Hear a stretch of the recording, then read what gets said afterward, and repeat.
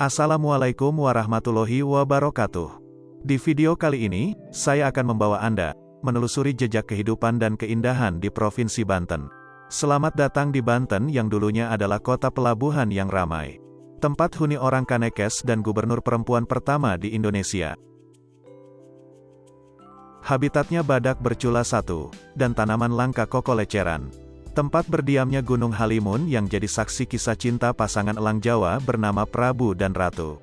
Lokasi tempat-tempat angker yang misterius. Banten adalah bagian dari Jawa Barat hingga tahun 2000. Tapi, udah lama terasa beda dengan daerah-daerah lainnya di Jawa Barat. Mengapa bisa? Mari dengarkan ceritaku, sekalian mengajak kamu jalan-jalan menelusuri Banten. Punten.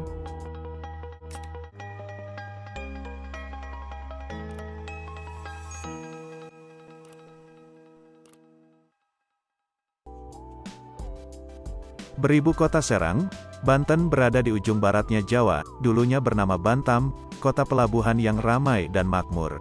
Dari sejak masa kekuasaan Tarumanegara abad ke-5, semasa kerajaan Sunda tahun 1510-an, hingga berdirinya Kesultanan Banten pada tahun 1527. Bantam bahkan dianggap menjadi kota pelabuhan terbesar se-Asia Tenggara, setara dengan Malaka dan Makassar kala itu. Abad ke-17 Bantam menjadi salah satu pusat perniagaan penting di Asia dalam jalur perdagangan internasional. Setelah bercongkol, Belanda membentuk provinsi pertama di Jawa bernama Provinsi West Java. Dan Bantam menjadi salah satu karasidenannya, selain Batavia, Buitenzorg atau Bogor, Preanger atau Priangan, dan Cirebon. Hingga Indonesia menjadi republik berdaulat, Jawa Barat masih menjadi satu provinsi di Indonesia. Namun pada tahun 2000, Banten memisahkan diri yang sekarang menjadi provinsi tersendiri.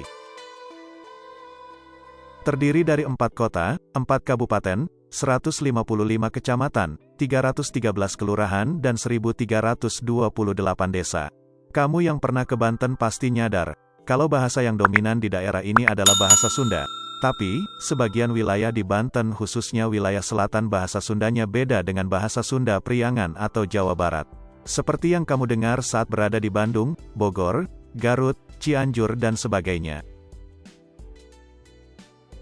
Tapi, juga berbeda dengan campuran bahasa Sunda dan Jawa yang ada di Cirebon.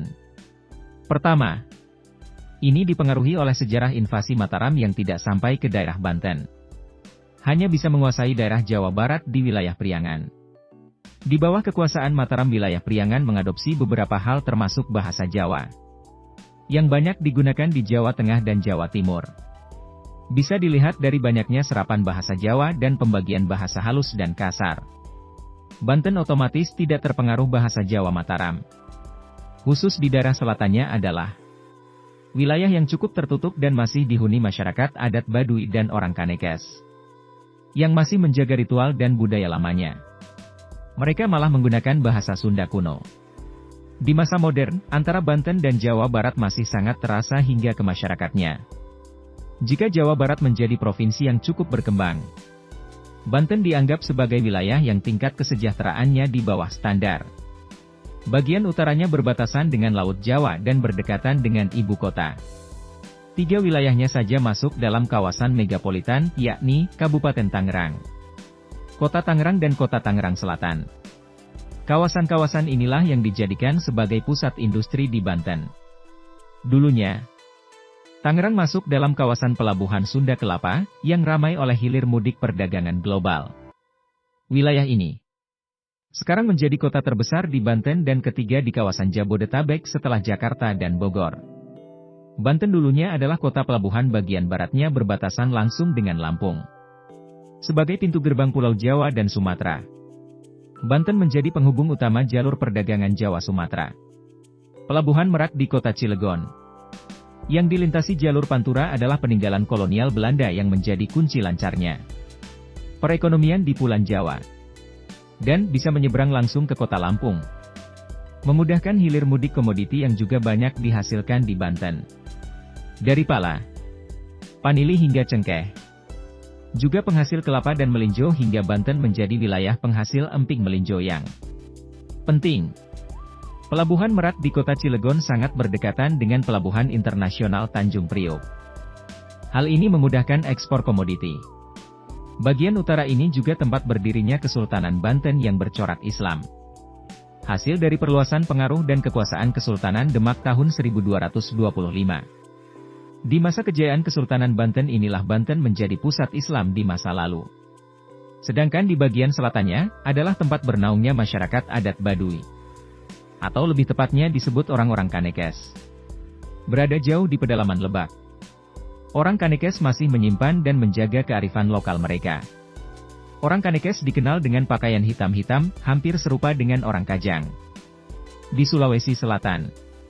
Di Banten dikenal dengan seni debusnya atau seni bela diri yang memperlihatkan kemampuan seorang yang kebal terhadap senjata tajam.